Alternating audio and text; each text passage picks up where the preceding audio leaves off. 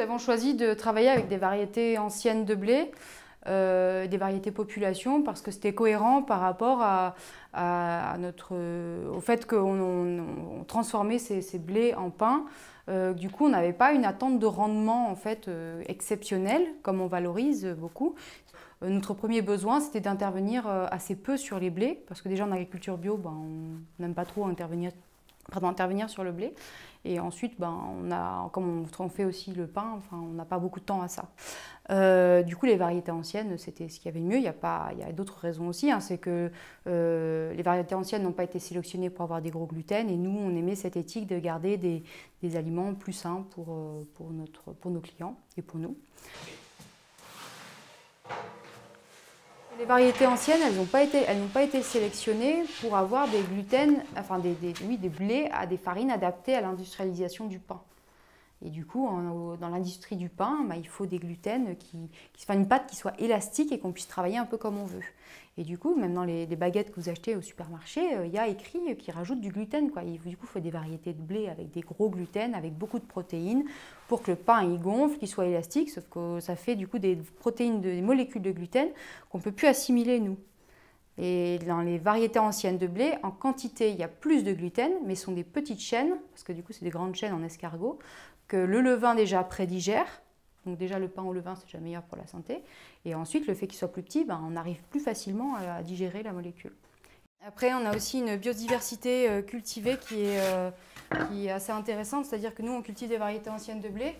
Donc il y a des variétés population, c'est-à-dire qu'au sein même d'un champ d'une variété de blé, donc par exemple les touzelles de Nîmes, il y a plusieurs touzelles, donc il y en a qui sont barbus, d'autres pas barbus. Voilà, donc en fait on a une population dans un champ, on n'a pas des variétés uniques. On a 4 variétés de blé tendre, une variété de blé dur, et seigle et petit épeautre. En blé tendre, du coup les variétés anciennes, donc on a le Florence Aurore, donc qui est la moins ancienne des variétés anciennes, ou la plus moderne, c'est la première qui a commencé à être sélectionnée. On a les touzelles de Nîmes, le blé meunier d'Apt, après on a le Corazan, donc qui est le blé dur, et du coup le seigle et le petit épeautre.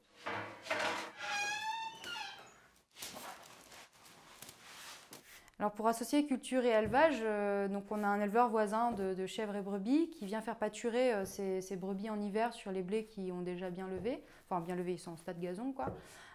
Donc ça ne pose pas de problème au blé si c'est un peu grignoté. Et puis en plus ça permet de faire taler en fait le blé, donc c'est-à-dire d'avoir plusieurs tiges à partir d'un seul grain. Donc c'est intéressant. Et en plus ça apporte un petit peu de fumier frais. Avec cet éleveur-là, on a plusieurs partenariats. Donc, on va lui curer sa bergerie.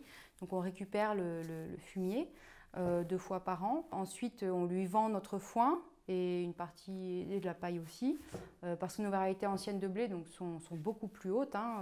Elles nous chatouillent le menton, donc ça veut dire qu'elles sont bien hautes. Et du coup, ça fait beaucoup de paille.